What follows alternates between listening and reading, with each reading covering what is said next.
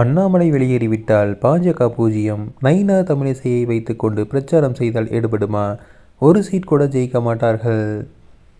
தமிழக அரசியல் களம் தற்போது பெரும் பரபரப்பிற்கு உள்ளாகியுள்ளது. குறிப்பாக பாஜக மாநில தலைவர் அண்ணாமலை குறித்த அரசியல் விமர்சனங்கள் புதிய விவாதங்களை கிளப்பியுள்ளன. அண்ணாமலை ஒருவேளை தமிழக பாஜகவிலிருந்து வெளியேறிவிட்டால் அந்த கட்சி தமிழகத்தில் ஒரு மிகப்பெரிய சரிவை சந்திக்கும் என்றும் மீண்டும் பூஜ்ஜியம் நிலைக்கே சென்றும் என்றும் அரசியல் விமர்சகர்கள் தெரிவிக்கின்றனர். நைனா நாகேந்திரன் அல்லது தமிழிசை சவுந்தரராஜன் போன்ற மூத்த தலைவர்களை முன்னிறுத்தி தேர்தல் பிரச்சாரங்கள் செய்தாலும் அண்ணாமலை உருவாக்கி வைத்துள்ள அந்த புரட்சி அரசியலுக்கு இணையாக அது மக்களிடம் எடுபடாது என பலரின் கருத்தாக உள்ளது. அண்ணாமலை இல்லாத பாஜக ஒரு தொகுதியில் கூட வெற்றி பெற முடியாத சூழலுக்கு தள்ளப்படும் என்பதில் மாற்று கருத்தில்லை.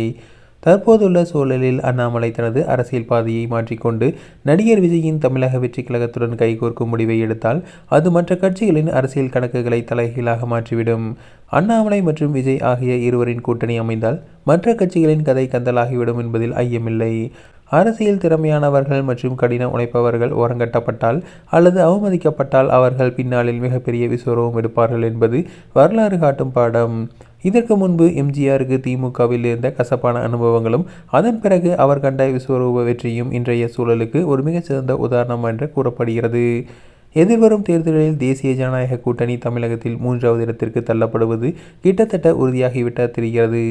இதுவரை திமுக மற்றும் அதிமுக என்ற இரு துருவ அரசியலுக்கு மாற்றாக தங்களை முன்னிறுத்தி கொண்ட பாஜக அண்ணாமலை போன்ற ஆளுமைகளை சரியாக கையாள தவறினால் பெரும் பின்னடைவை சந்திக்கும்.